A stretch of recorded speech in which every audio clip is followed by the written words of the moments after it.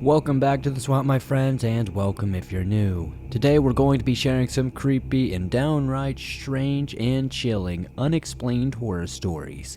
These stories are going to range from the paranormal to the straight up just unexplainable. As always, these stories are sent in by viewers just like you. If you have a story that you would like to share in a future episode, be sure to submit your story at swampdweller.net or the email you can find in the description down below.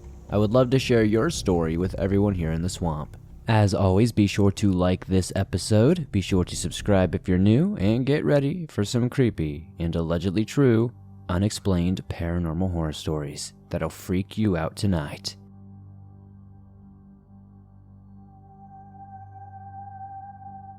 The Presence in My Home by Grace M. This story is short and doesn't really have a proper ending or anything, but I'm excited about telling someone about it since I have always been fascinated with the paranormal. I sense a frequent presence in the house I grew up in for all of my teen years, and the place my parents still live in to this day. When we moved into the house in 2014, nothing immediately started happening, but I felt eerie in the middle floor's living room and dining room. At first, it was just a feeling, but it grew to be more. For some layout, this house has 3 floors, and I only feel this presence on the middle one. You can see these 2 rooms from the kitchen, which is also on the middle floor. My room is upstairs. It's not necessarily an evil or menacing presence, but you can feel somebody or something staring at you with intent. Whenever I'm in the kitchen at night, I tend to have my eyes glued on the 2 rooms and all my senses heighten. A few years after moving in, we did adopt a new dog, and for the first few months, things seemed to be okay.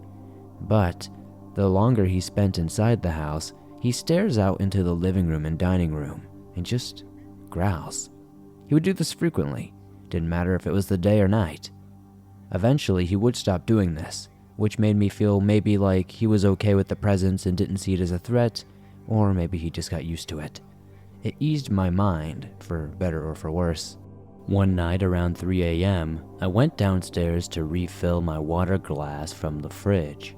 I turned my head to watch the living room and dining room like usual, but tonight, there was a shadow figure in the dining room. It was tall. It had to be over 6 foot or so, thin, a little broad but skinny, and clearly a man. This shadow was utterly black. It wasn't see-through at all. I stared to figure what could have been maybe only 2 seconds before it quickly moves into the living room and disappears from my sight. I froze in fear, trying to understand what could have been happening in front of me. I thought about going into the rooms, but I didn't. I was too scared. I immediately wondered if my grandpa, who had passed away shortly after, moved into the house. I still consider this a theory since the presence was non-threatening towards all of us and I don't even know if ghosts are real. But if they were, I would assume they'd probably move in with loved ones, right? But he had never been to the place in his life, so I honestly have no idea. Additionally, this house is pretty young. It was built in the 1980s, so I do think it's him. I don't know why he would attach himself to only these 2 rooms though, especially since he's never been to the house. I didn't talk about this with anyone for a while, but eventually I told my mom about everything I saw and felt in those rooms. She told me she had also seen the same figure I described in the same place. Then she told me a few times when she had heard someone walk on the carpet behind her and there was no one there. Little things like that would occasionally happen to both of us.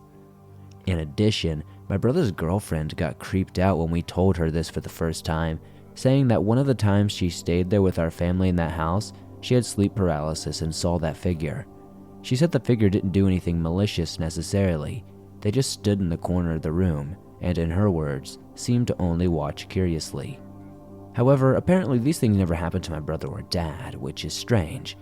I still stay in this house frequently when I visit my parents, and nothing specific has happened since, but I'm always watching for it. Is it possible for presences to be harmless or without intentions? Or me and my mom just seeing things? If anyone knows about harmless hauntings or hauntings of possible loved ones, I'd love to hear about it. I still feel like I'm being watched from that side of the house, but it doesn't bother me as much anymore. Thank you for your time, Swamp Dweller. I love what you do.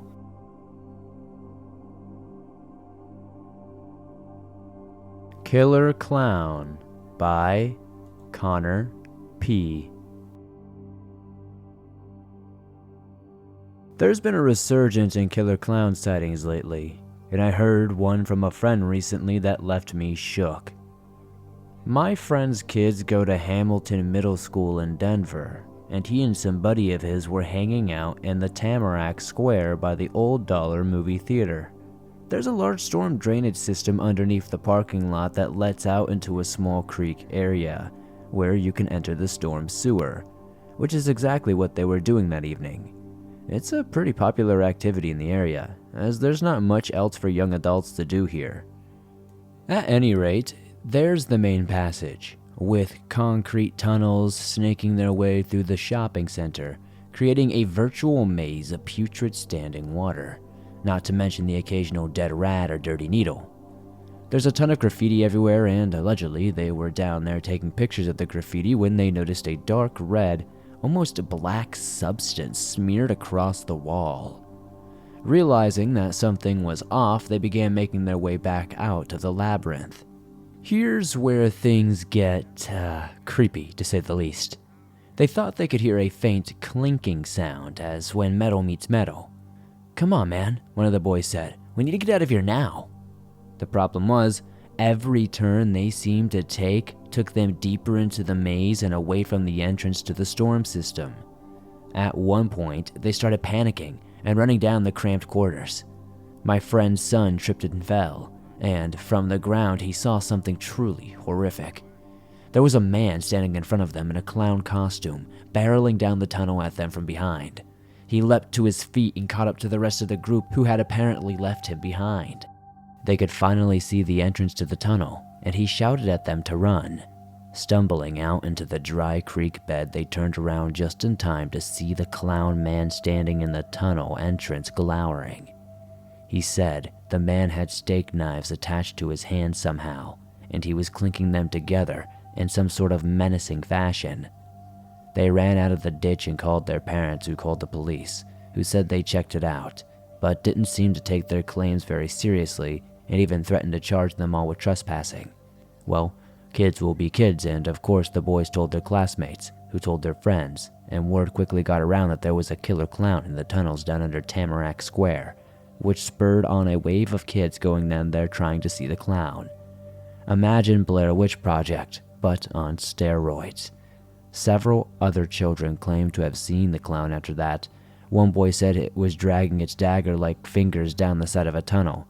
Another one said they saw it crawling at them, and that no killer clown hysteria would be complete without the old clown trying to lure small children in with magic doves and sleight of hand tricks. Luckily, there's been no mention of red balloons yet, but I'd imagine that's only a matter of time.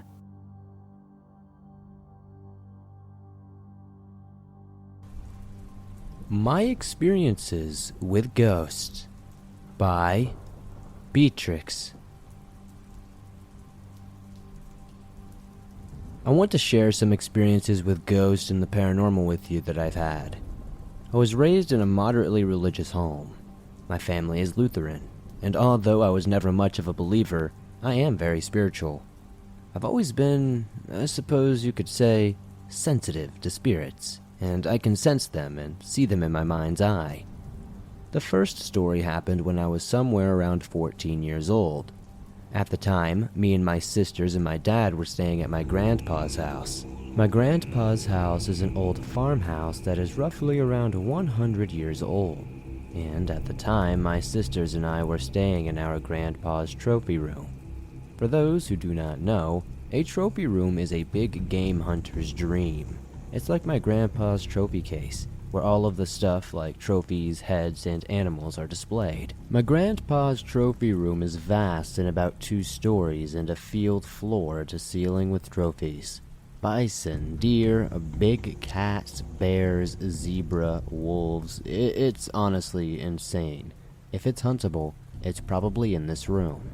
And you might think that sleeping in this room with all these animals, these dark, lifeless eyes looking at you in the giant windows at night would be creepy. And you're right, it was. But this room was a newer addition, especially compared to the rest of the house. However, after a while, we moved to sleep in the upstairs bedroom, and you might think that this would be preferable. However, I can safely say I slept far better in the trophy room than I ever did upstairs. Now, my room was at the end of this hallway towards my grandpa's room, and it was small and more isolated from the other rooms my sisters were staying in, and I often felt not alone, if you know what I mean. Even during the day, if I were alone in the house, I always felt like someone was right beside me or just outside the room. I swear I would hear bumps and noises. I know it was an old house, and there were probably some mice or creaking pipes, but still it was hard to explain because I usually felt like I was being watched intently, especially in the old parts of the house. This feeling never followed to the newer features of the place though, like the trophy room or the kitchen. I never saw anything or anyone, and neither did my sisters. Still, eventually, we all got so creeped out by this energy and this feeling that we all ended up sleeping together in one room. After some time, my dad got a new job and we didn't have to stay with my grandparents anymore. Still, I would continue to work for him over the summers during my teens and stay there. I would work alone, painting windows, barn doors, decks, or ground maintenance like grass keeping and stuff like that. I would usually feel watched, like someone was in the window just watching me work, and it never felt friendly. Just like it had felt when I stayed there when I was younger. It was a heavy, oppressive feeling, like you were trespassing. Anyways, at some point during those years, I found out from my dad the original family who had built the farmhouse, the father, was buried on that land somewhere. So I believe this farmer was watching me and still is in that house. Even when I visit my grandparents' house to this day, I wouldn't say I like to go upstairs alone. And there are certain parts of the house, especially the basement, which is a dirt floor in some regions, that feel almost evil and certainly unwelcome. That heavy, oppressive feeling is still there and probably always will be.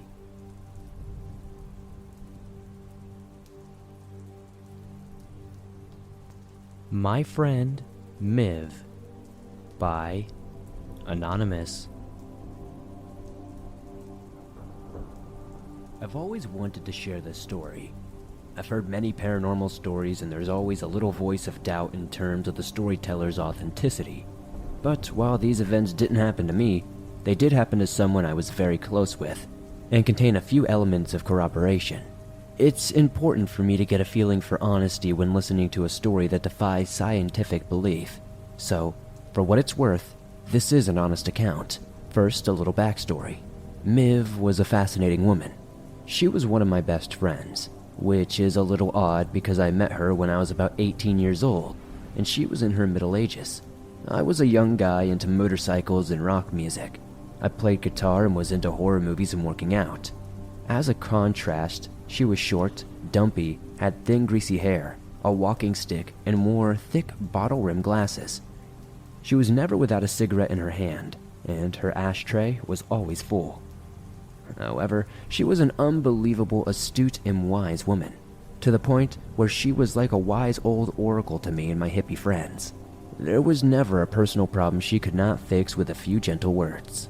I would often go to her tall, slightly creepy Victorian terrace house, and we would sit in her favorite room and chat philosophically. The air full of smoke and surrounded by dusty antiques and the odd stuffed bird.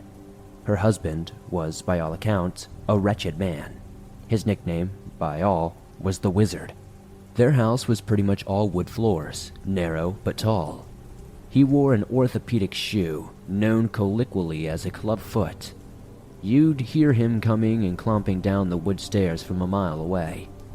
As his nickname suggested, he had long gray hair and a little goatee that resembled a stereotypical devil. He always wore a gray suit and had wild, staring eyes. He didn't seem altogether and right in his mind. That was apparent during any conversation you would have with him. I don't mean he was like crazy, more like he was old, significantly older than Miv, and his mind was just a little aged. When he was younger, he also gained a reputation for black magic. One brief account I heard was that there was a black magic circle known for their dark deeds. Something like the Golden Dawn or something like that. Well, they wouldn't let him join because he was too dark. Suffice to say, he was probably into summoning things. Anyway, over the years before Miv died, we became very close, and I heard all kind of cool stories. The story I'm about to recount is, I guess, not so cool. At least not for her. But it's an interesting one.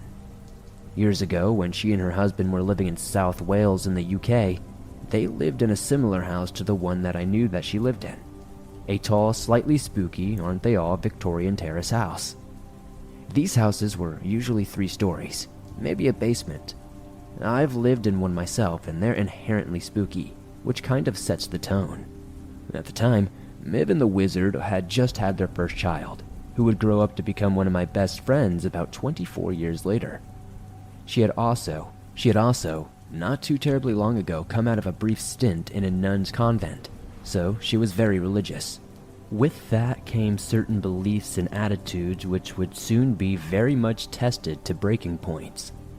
I'm not able to be exact with the timeline here, but Miv told me that she started hearing voices, distant at first, in the house, when no one was around. As if often the case in many of these stories, she shrugged it off and ignored it as best she could. But then the voices started to address her directly. Now at this stage, she recalls being very worried that she was in fact unwell, and her biggest fear was that her son would get taken away from her due to her inability to take care of him. So she told no one. The voices got worse and eventually would start saying things like, "We're going to drive you mad," and she would say things like that, and so forth. If that wasn't enough though, she would soon start to see a dark shadowy figure at the top of the stairs. She told me that it would always appear in such a way that as you turned to look to see if there was something there, you'd almost stumble at the top of these steps and fall to your death. Still, she refused to talk about it. In her mind, and with her religious beliefs, there was no room for ghosts to exist, so it was a subjective phenomenon, and she was indeed losing her marbles. In this house, they had a cleaner. The cleaner would always leave the front door wide open when she was cleaning the stairs and the hall. Miv assumed it was to get fresh air, maybe to help dry the floor. One day, when it was cold, Miv questioned her, "Why do you keep that door open? It's so cold." Her response changed Miv's life at this point. She said, "It's so if that dark thing at the top of the stairs comes for me, I can get out of here right quickly." Again, bear in mind that Miv had not told anyone about this phenomenon. One day, she had a friend over. The friend was a big, burly, tough woman who stood no nonsense. She didn't believe in any of this supernatural rubbish and was not afraid of ghosts. After sitting in their living room and this lady giving Miv something of telling her off for being so silly and superstitious, the lady got up to go to the bathroom. She came back a moment later, her face white. "You okay?" said Miv. "Can you come with me?" replied the lady. "Because you don't know where the bathroom is?" "No, because I'm not going up there on my own with that dark shadow." Another story shared with me was that Miv was bathing her son in the upstairs bathroom when someone knocked on the front door to the house. She yelled down to them, and it turned out to be a friend, so she shouted for him to come up and that she was in the bathroom. She heard him walk up the stairs. He then suddenly broke into a sprint, came running into the bathroom, threw his arms around Miv, and clung to her like a baby, terrified of what he had just seen. Eventually, it all came to a head when this entity started to entice her into something more sinister. She recalls hearing the voices beckoning her upstairs to the dark top floor bedroom. The weird thing here, and what's hard to explain, if only because I don't quite understand it, is that she felt compelled to obey. It got her up the stairs. She would stop.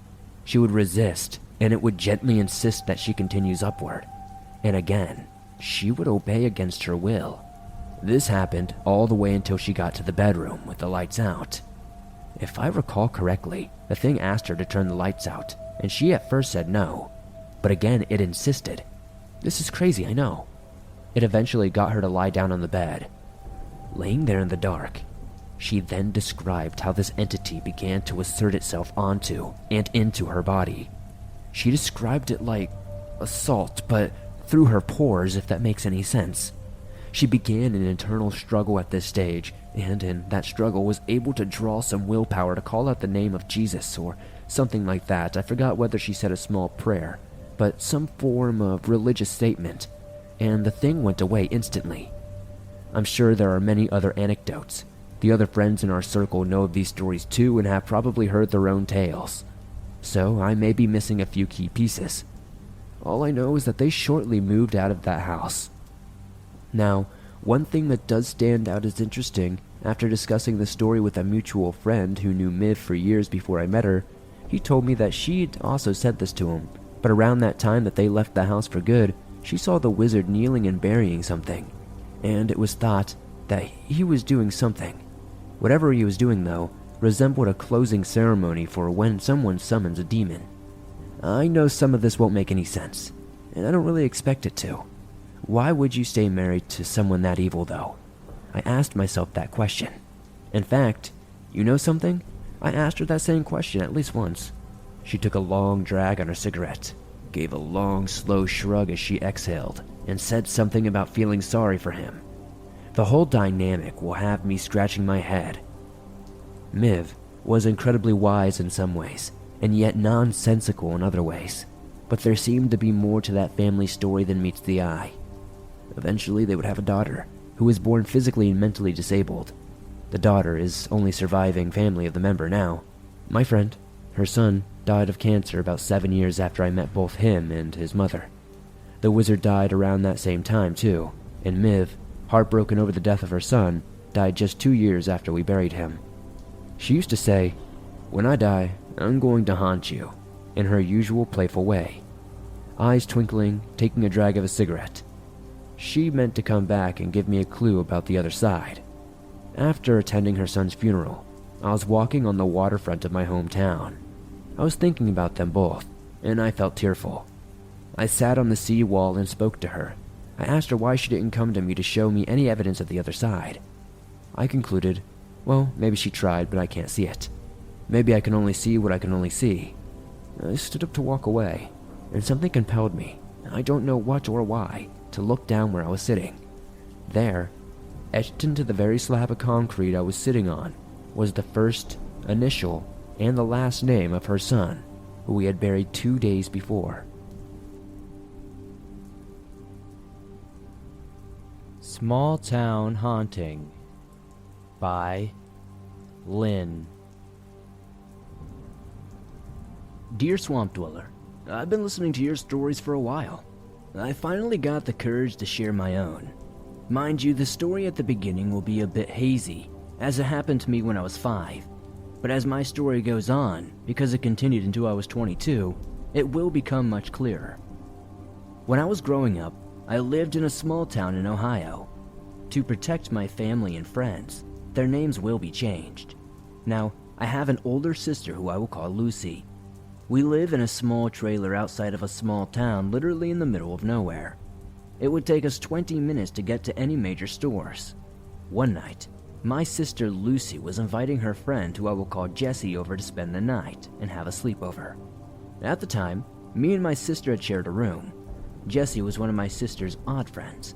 She was gothic and into creepy stuff. Not to say there's anything wrong with that, but I was just kind of off-put by it at the time.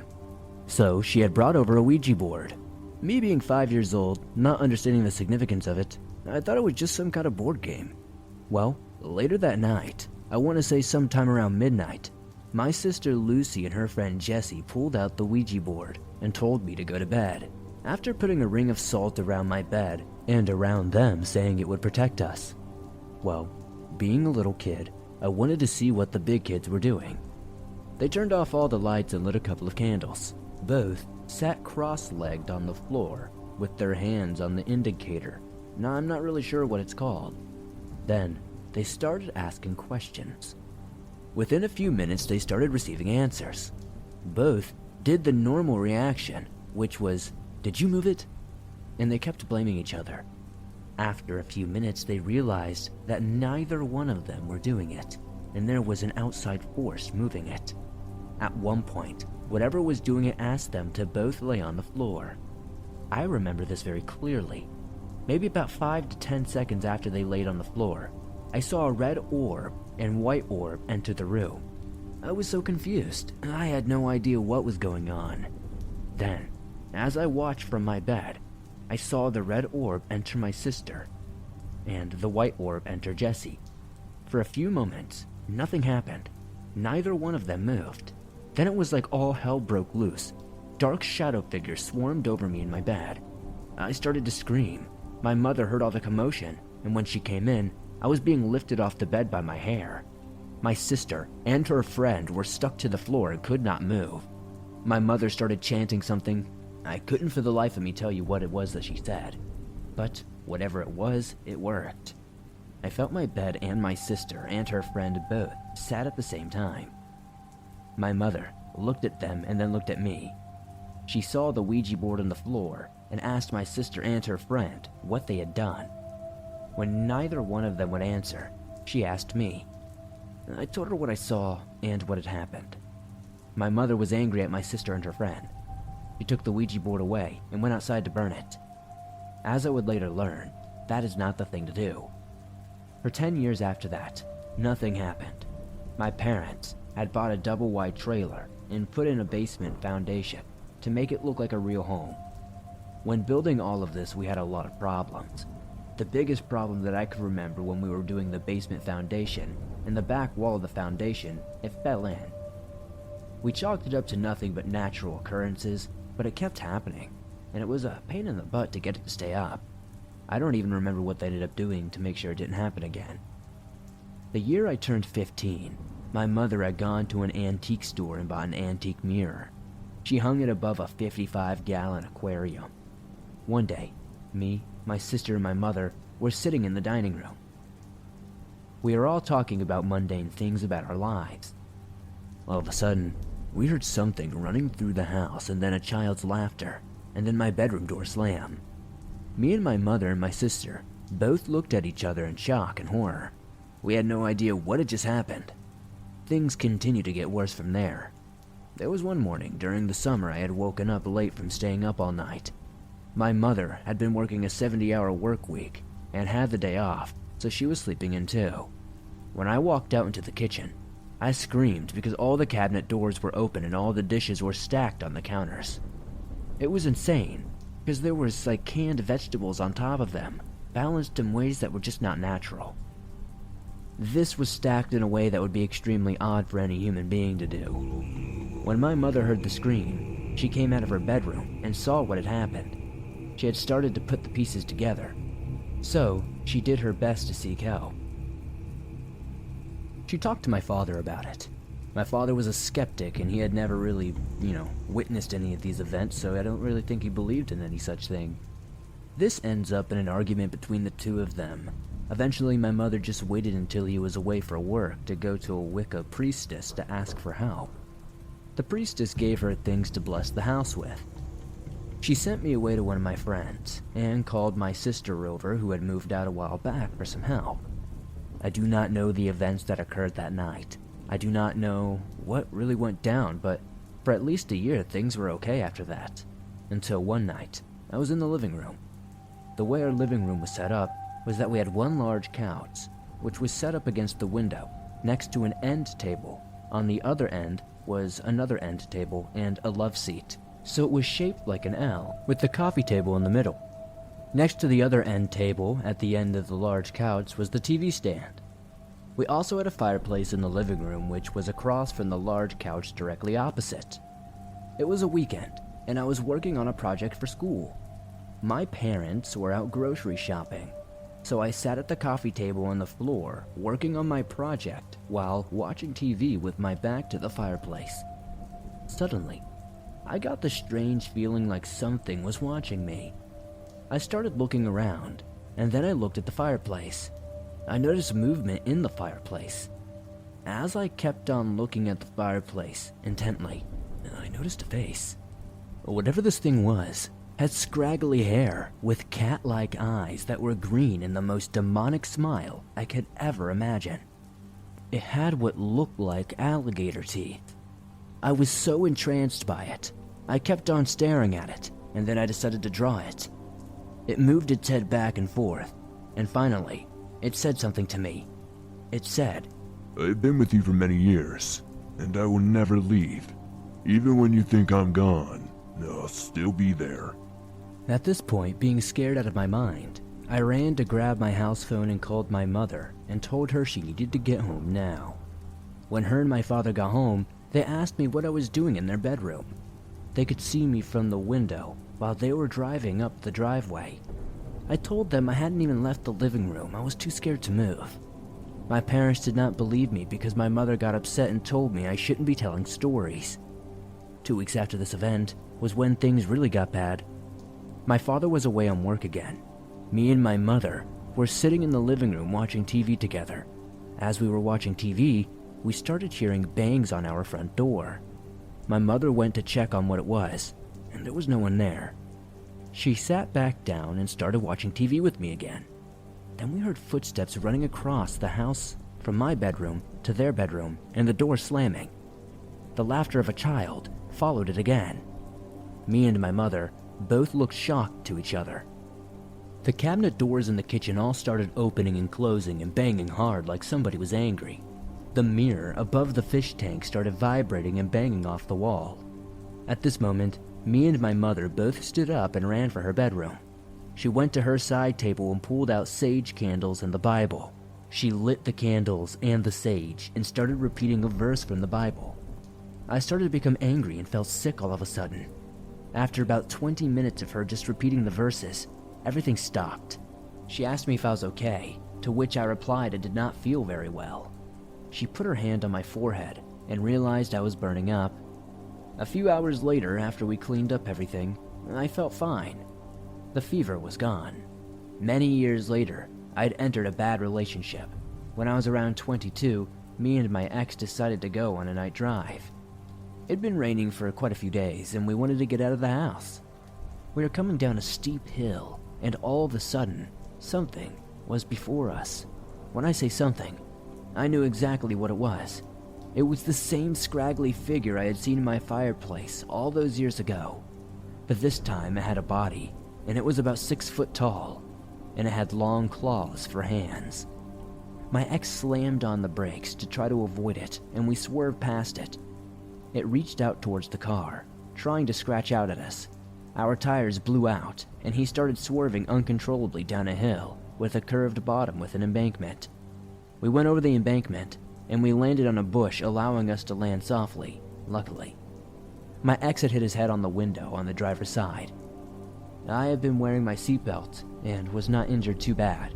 He was unconscious for roughly 5 minutes. Well, I was trying to get out of the car to get help. We landed on the opposite side, so the only way out of the car was through my door on the passenger side. When he finally came to, he helps me open the passenger door and climb out. Mind you, in this moment we were both in shock. He decided he was going to walk back to his house and pull the car out with his truck. He told me to stay there and wait. As I did, the figure appeared again, this time within 10 feet of me. It spoke without moving its mouth with that same demonic smile. I believe it was trying to say something to me, but I couldn't decipher it this time. My ex started coming down the hill with his truck. When the light hit the figure, it disappeared. I didn't tell him what happened. I was too scared and I thought I was still in shock. A few months later, me and him broke up. I have not seen him since, although I have heard about him, and things in his life have gone bad. I don't know if it was the creature's doing or if it was just karma. I do know when I speak about these events that they send chills down my spine. I have not seen the figure since that day. I pray that I never will again. I don't know if it came from the Ouija board or not, but I refuse to have one in my home or around me. Sorry this was long-winded, but this really did happen. I hope you decide to share this on your show. I love listening to your stories and hope you continue with it.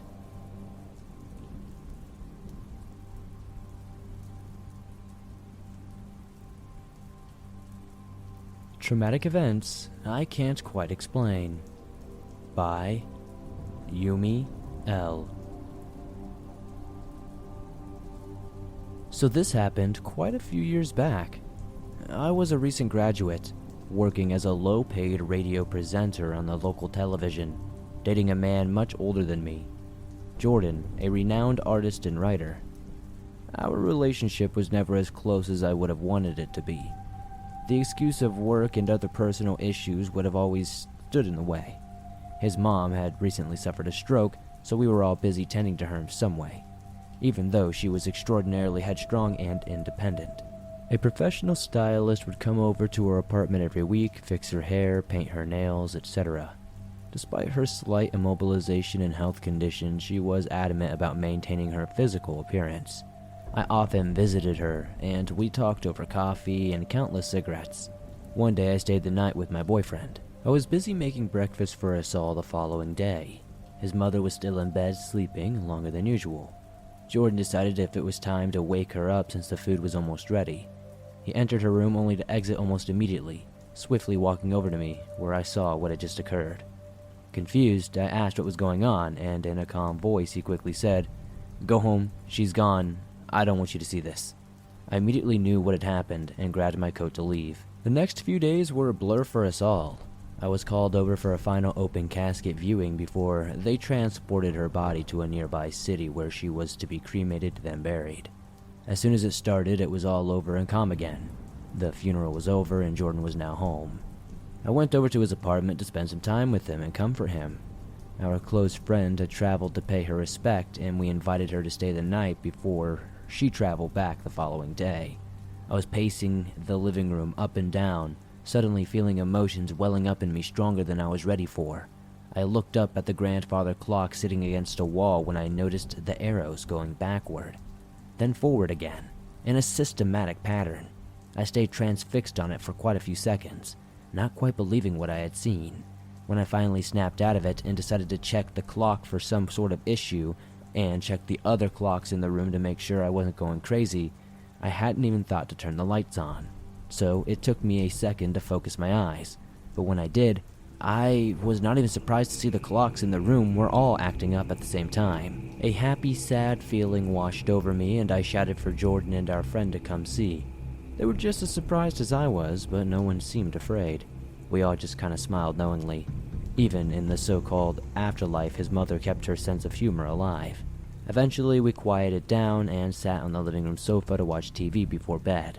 It was around 11 p.m. when the screen unexpectedly turned to static.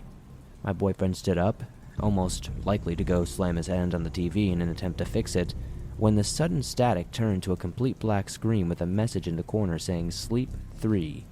Jordan stood in the complete dark room, shocked, looking at this TV, a few steps away from it. His hand was around his waist, staring down at the screen. The message soon disappeared, turning back to static. We all let out a small chuckle, and then promptly turned off the TV, listening to the news. We all made our way to bed. Nobody was alarmed really, but we were all kind of freaked out. It was definitely unsettling, but we'd like to think it was just a way for his mom to say goodbye.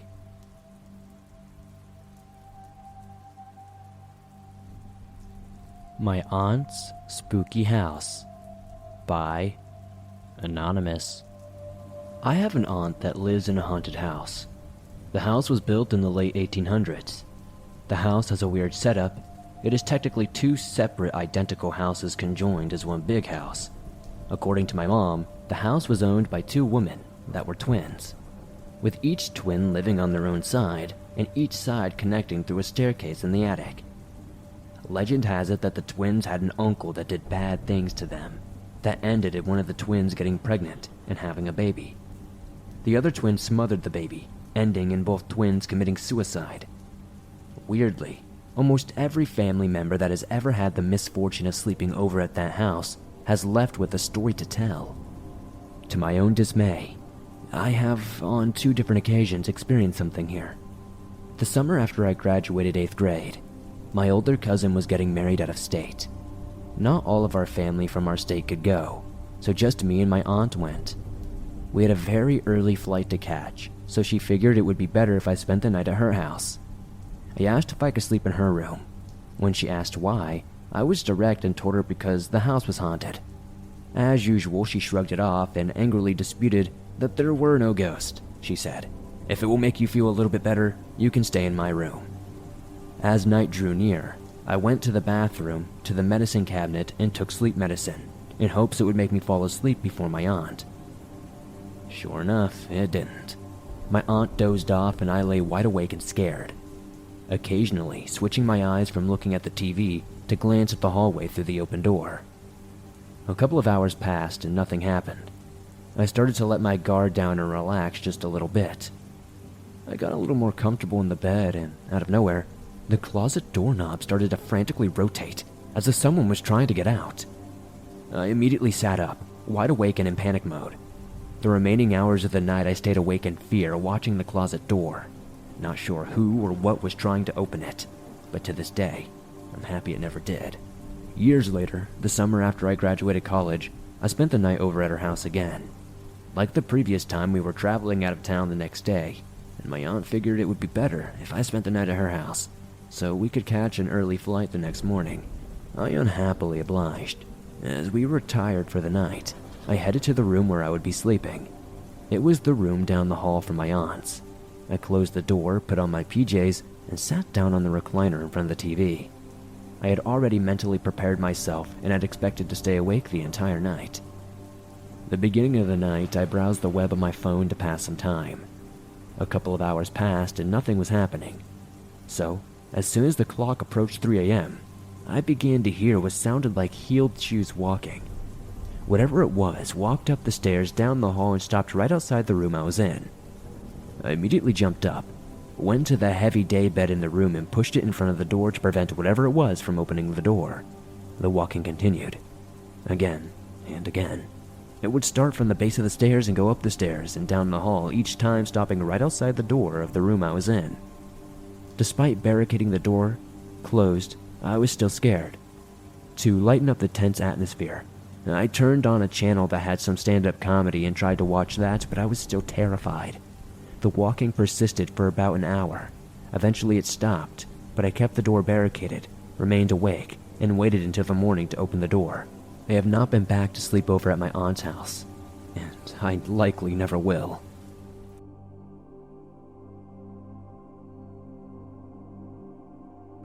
My Grandparents' New Home by Scottie. When I was around 4 or 5, my grandparents bought an empty lot beside my home and built a house.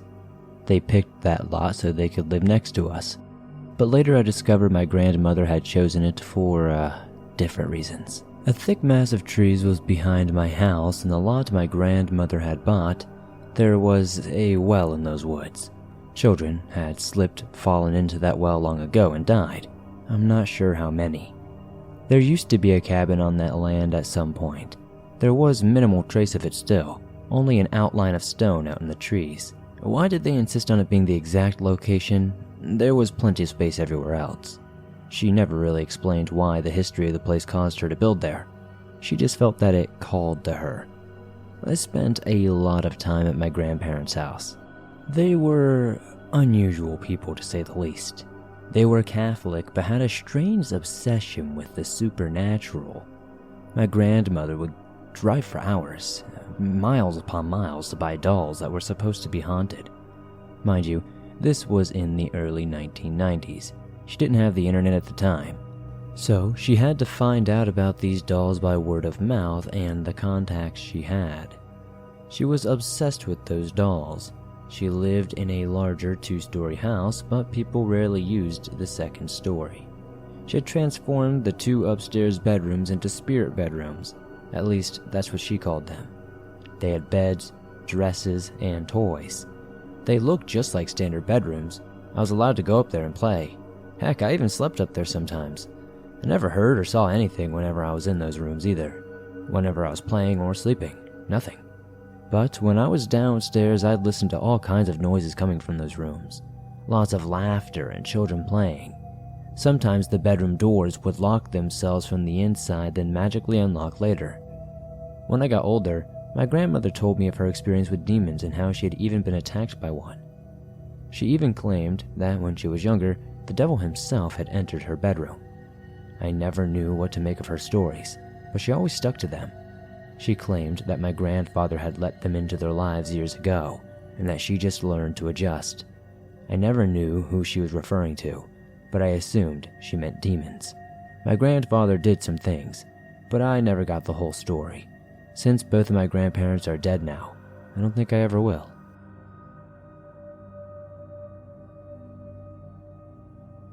My Haunted House Stories by Blue-Eyed Devil.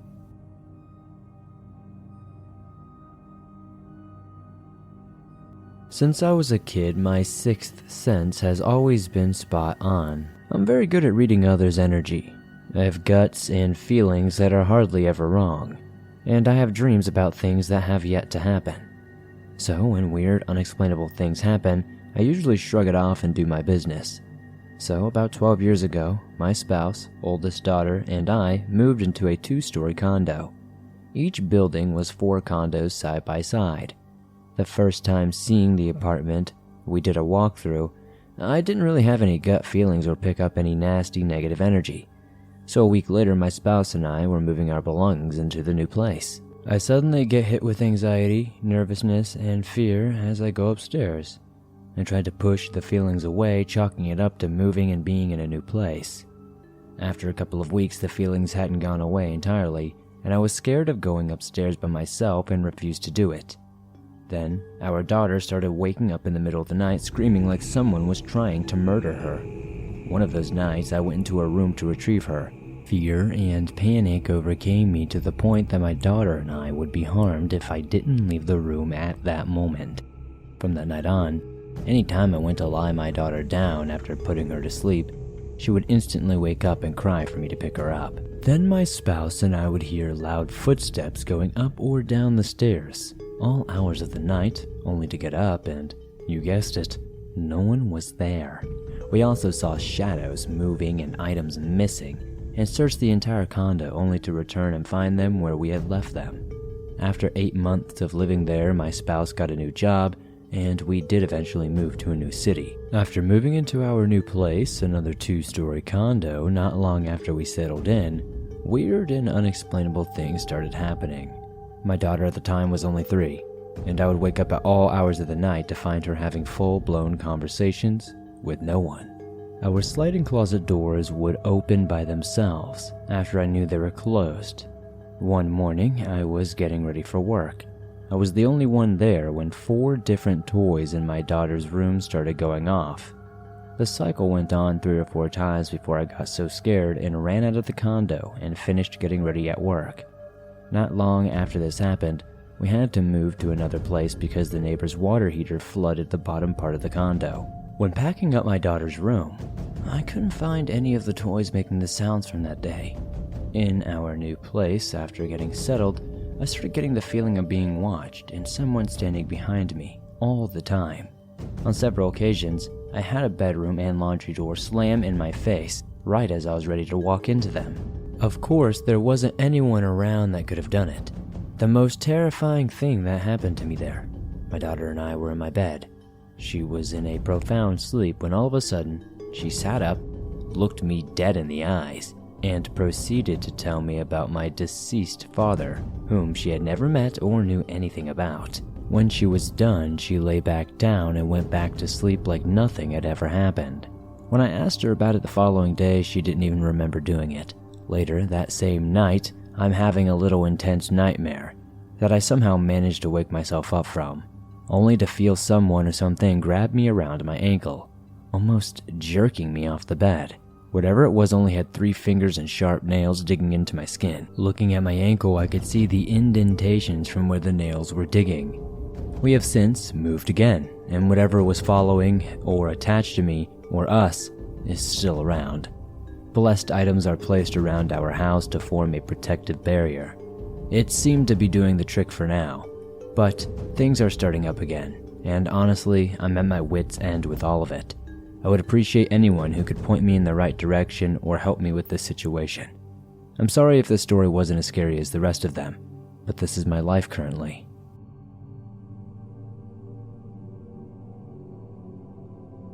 Hellhound Activity by Deathraptor Gamer.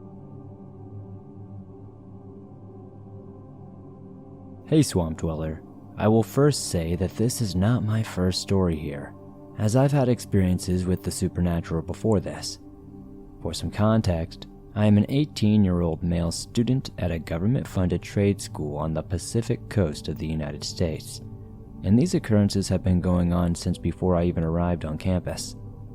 First, I will state that no wolves, coyotes, or stray dogs are near the campus, but we do get a large number of wildlife like black-tailed deer, bald eagles, crows, gulls, raccoons, and other small critters. My first experience with this entity was around 2 months ago while living in my first dorm room, close to midnight. The room was the last in the hall, and the large window faced the thick forest surrounding the campus. One night, while I was lying in bed while my roommate was asleep next to me, I heard an odd sound coming from the hallway outside of our room. It sounded like claws clacking against the tile floor, which I was used to hearing as my parents had a dog back at home whose feet would clack on the hardwood floor. These sounded much heavier though, and put me on edge as we weren't allowed to have dogs on center, and that went for the staff as well. And like I said earlier, there are no wild canids here, so this was utterly bizarre to me. Where and why were these footfalls occurring? And in the building itself, how was it possible?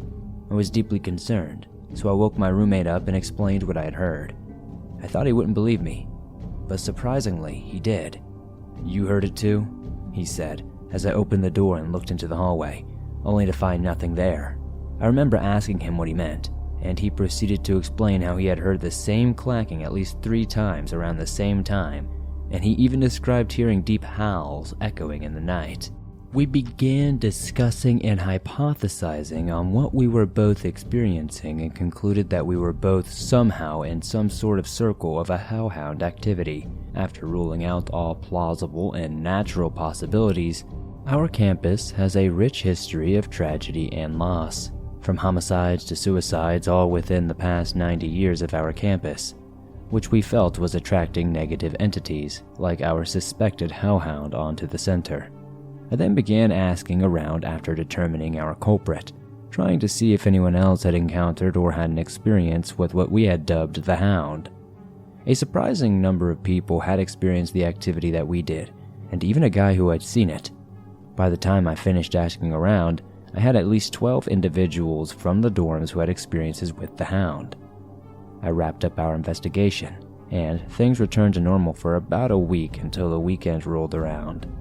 I was lying in bed again with the window open when I finally heard the sound I had been anticipating since my roommate explained the howls he had heard. It was a howl, deep and guttural, just like the one he had described. I told my roommate in the morning, and he believed me, telling me he'd even been awake and heard it too. I have even consulted my fiancée about this, and they're pretty determined that we're not making stuff up. But they look at things from a critical scientific standpoint.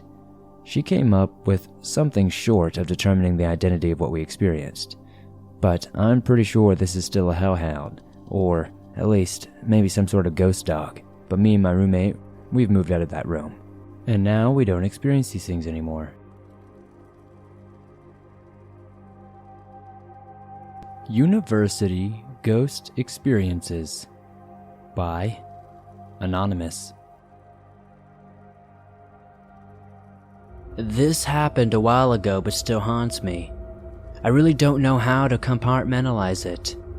And if I hadn't had a friend with me who saw and experienced the exact same thing, I would chalk it up to something I imagined. I'll keep my name and my friend's name out of this story, as I don't want notoriety for it. But I would like to explain exactly where it happened, as I would love to hear if anyone else has experienced anything similar to what my friend and I experienced that night. This happened back on October 13th, 1988. It was cold, and it was a Thursday evening. My friend and I had been at the University of Northern Iowa in Cedar Falls, Iowa, since August, and it was our freshman year. We lived in some of the oldest dorms on campus. Her in Lother Hall, and me in Bartlett Hall. We were just out for a walk after finishing studying, and we both felt like wandering and exploring. My friend had heard that they were working on making a haunted house in Lother, and that some of her friends were working on it. so we decided to try and find where it was happening. Neither of us were awfully familiar with the full layout of the hall, so we were just kind of bumbling around, seeing what we could see. Apparently the haunted house was being made in the attic, so we made our way up the stairs to the highest level. However, the large doors at the very top of the center stairwell were locked and had dark fabric hanging from them on the other side. We could not hear anyone talking or moving on the other side, so we figured we would check out the floor below it. Down to the next floor, we found a very quiet floor with dorm rooms, and the width of the center stairwell was where a fire door was up to the right. And to the left, there was another fire door, but the door on the left looked older and was painted wood, not steel like the other. A quick look through the door to the right showed us a continuation of the hallway and more dorm rooms. Walking over to the door on the left, we noticed that there was a bathroom door to the left of the wooden door. This will be important later. I tried the handle on the door, and it would not turn. Believing it to be locked, I figured that was the end of exploring that floor. As I was turning away, I heard a metallic sound and my friend gasped in surprise. She said she grabbed the knob and then it turned in her hand the opposite direction she was going to turn it, and then she pulled away from it. I turned around quickly to see her now looking into a dark room with a now partially open door. My friend carefully pushed the door open wider and walked in looking around for a light switch. She had walked in far enough that I could no longer see her very well, and I looked along the left-hand side of the door frame for a light switch, finding nothing at what I felt would be the normal height for a switch. I arced my arm wider and found an antiqued style switch that was about head height. Just as I was about to flip the switch, the light came on, but instinctively, I still flipped the switch, shutting them back off again. Again, my friend gasped, and I flipped the switch back, turning the lights back on. She had found another switch on a large timber pillar farther into the room. Looking around, we saw a large room, easily 100 feet long and 40 to 50 feet wide. There were two large dark wood staircases that crisscrossed each other that led up to a loft area that lined the walls. Large windows lined the room, as well as old-style hospital beds from the early 1900s. There was also an old-style wheelchair that looked like it had old ECG machines or something on it. On the other far end of the room, there was another door like the one we had entered, and there was light coming from under the door. While we were both fascinated by the room, something just felt wrong, like we were not supposed to be there. We both just left without saying much and just assumed that might be part of the setup for the Halloween house. Much later, my friend was talking to another one of her friends about the haunted house and asked how the hospital set ties into the whole thing. She was met with a blank stare. Long story short, this leads her to ask me what I remember about the room. I mentioned the large windows. We looked off on the side of Lothar Hall and could find no such windows. I suggested to my friend that we look to possibly find some sort of blueprints, or maybe we can look for the door again, but we were never able to find it. We explored everywhere, but upon us finding this set of windows that kinda looked like it, we looked into it, and we could see that there was nowhere near enough room to have a second floor loft and large windows like we saw. We tried doing research to find out if Lothar Hall ever had a room like that, and maybe tore it down, but no luck. In 1991, we got the help of a couple of resident assistants to get us a key to check out what was on the other side of that door. Entering now, the low-pitched ceilings, tiny alcoves with small windows, and lots of junk and storage. Wandering farther into the back of the attic storage space, we found several of the hospital bed frame heads and footboards in a much greater state of decay. The wheelchair and the machine thing, all covered in thick dust and cobwebs. I don't know what was happening that day.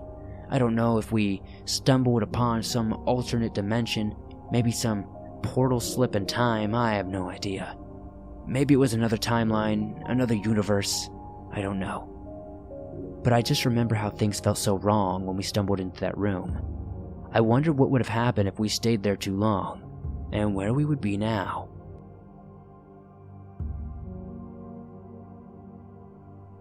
My Mother's Childhood Trauma by Anonymous.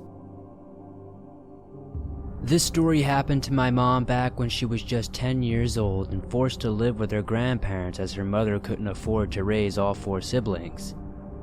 She moved to a small town in Guatemala, outside of the capital city. Every night, she was sent to collect buckets of water from the sink located in the back of the house, as it was the main source of water for them. No one lived in this house, so it was always empty. The walk from the main house was about a 5-minute walk, so that should have been an easy chore turned into a nightmare. This is when her encounters with La Shinhuanaba began. The first time she saw her, it was pitch dark, and at first everything seemed normal. At the time, they had no electricity, and so she carried an oil lamp with one hand to light the way. It was about 10 p.m., and as she approached the sink, she stopped dead in her tracks. Alone in the dark appeared a white glowing figure, standing a couple of feet away from her. The figure didn't move or say a word. It just stood there. Absolutely appalled, she stood frozen as shivers ran through her body. She couldn't move or scream. She wanted to run, but was filled with fear and became inanimate. The figure was a beautiful, tall, slender woman with shiny long hair who wore a white dress and had hooves as feet. Her face was hidden, but she knew it wasn't human. It was in that moment she realized it was real. It was not a myth.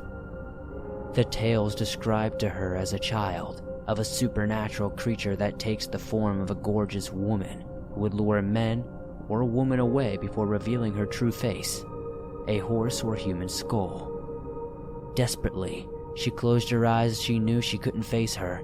Panicking, she grabbed her cross necklace and silently prayed for 5 minutes until the coldness left her body. Slowly, she opened her eyes again and nervously inspected her surroundings. The witch had vanished. She walked rapidly but cautiously towards the sink and collected what she needed. Then she ran back to the house and didn't tell a soul. For the next 5 years, she would relive this nightmare every single night. It was dreadful for her to walk outside as she knew what was waiting for her. She would always present herself with the long, beautiful white hair in the same spot and same time. All my mother could do was close her eyes and pray repeatedly until the figure was gone. She never told her grandparents or anyone what she was witnessing, though. It wasn't until she turned 15, when she moved back with her mother to Guatemala City, that everything stopped. I Think We Saw Aliens by Anonymous. This story takes place on a lake in central New Hampshire, just a few miles north of the base of Mount Kearsarge. My friend has a cabin there, and his grandfather built it shortly after returning from the Second World War, and one warm summer night between my junior and senior years of high school, he and I were there, just hanging out.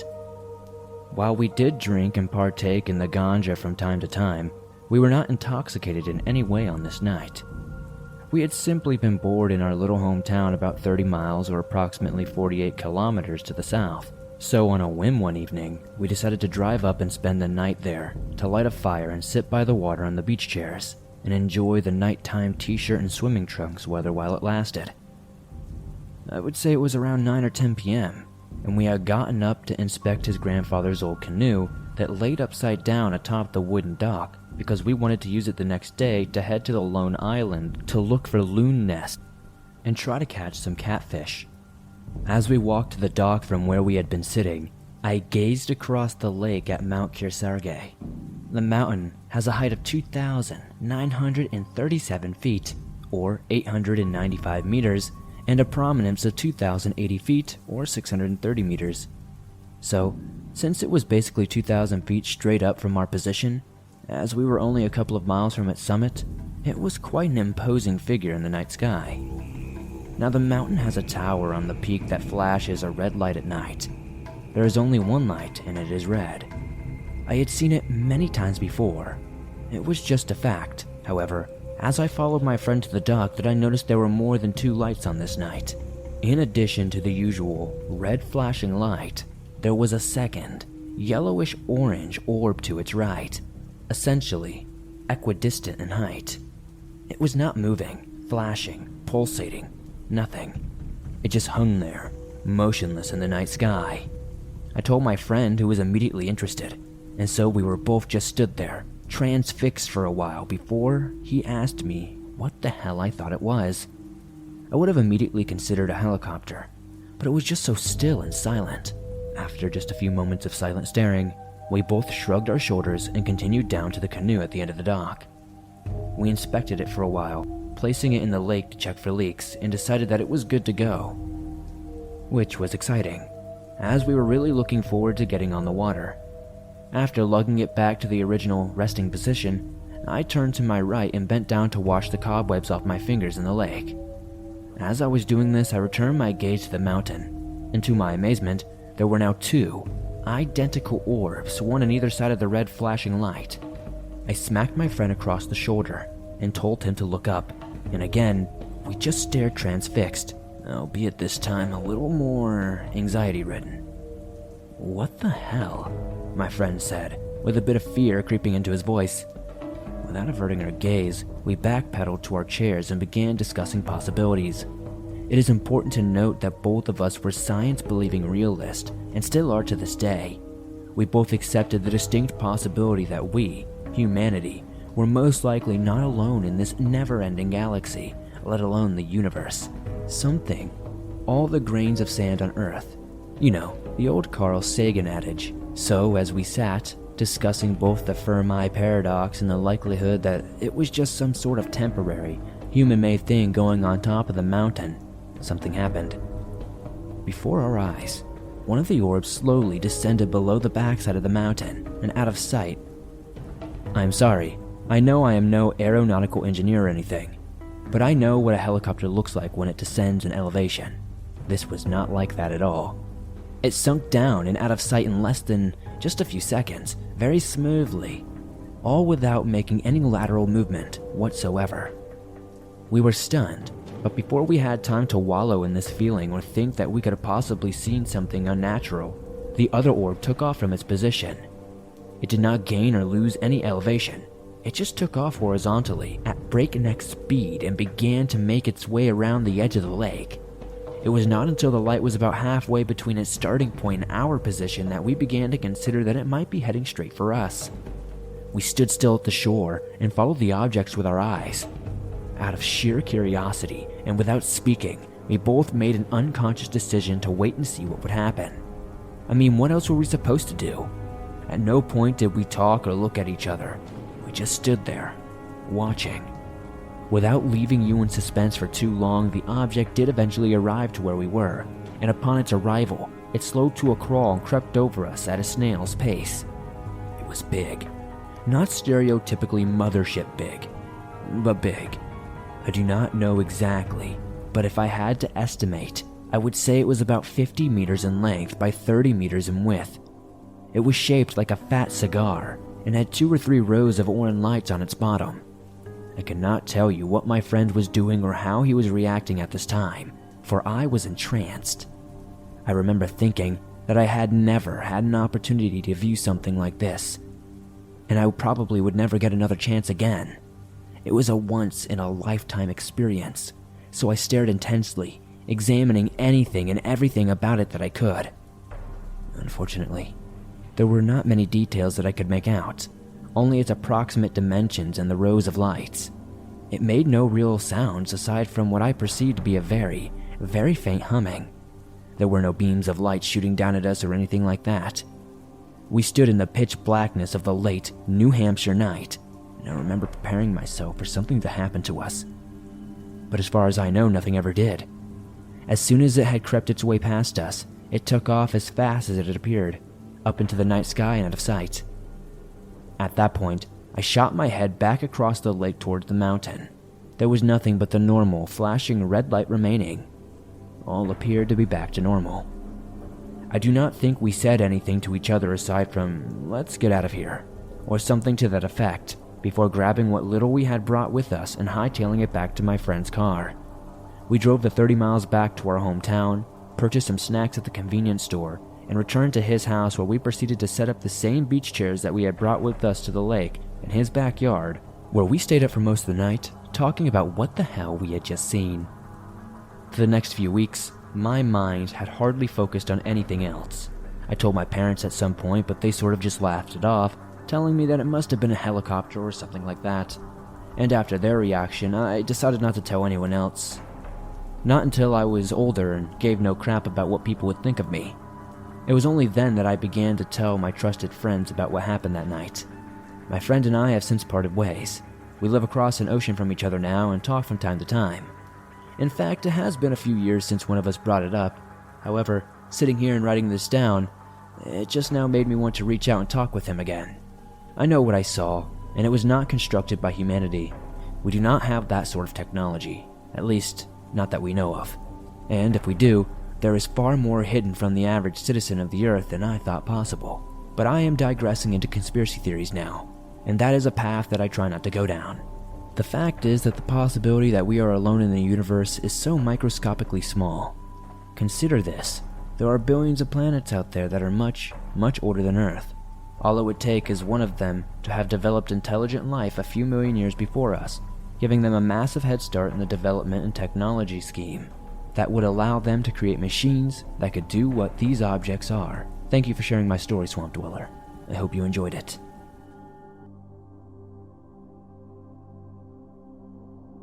Thanks for listening to these creepy and downright strange and allegedly true unexplained horror stories. Now, I don't know about you, but I ain't messing with no ghosts or demons anytime soon. If you enjoyed these stories, please be sure to slap that like button as it helps me out a ton. The more likes this episode gets, the more YouTube promotes it, and that helps fresh new people see these episodes. If you're new to the swamp, be sure to subscribe and turn on notifications so you don't miss a new episode. I upload them multiple times a week on all things natural and supernatural. If you're on the go, but don't have YouTube Premium, but want to download and listen to your favorite Swamp Dweller scary stories no matter where you are, absolutely free, you can download them from Spotify, Apple Podcast, Google Podcast, and pretty much everywhere else you find your favorite podcast online. I do want to thank every single one of you who support the swamp the way you do. I couldn't do this on a daily basis without you all. I just wanted to mention at the end of this video, to everybody who did make it to the end, I will be on tour in just about 2 weeks now. So if you live in the southeast of the United States, that's going to be Florida, Georgia, South Carolina, and Tennessee, I would love to meet you guys. You can find more details to that in the description and pinned comment. I will be touring with my metal band, we're playing some music, having some good times. I would love to meet all you swamp dwellers that are in the area. Thank you guys as always. I'll see you all soon with another creepy episode.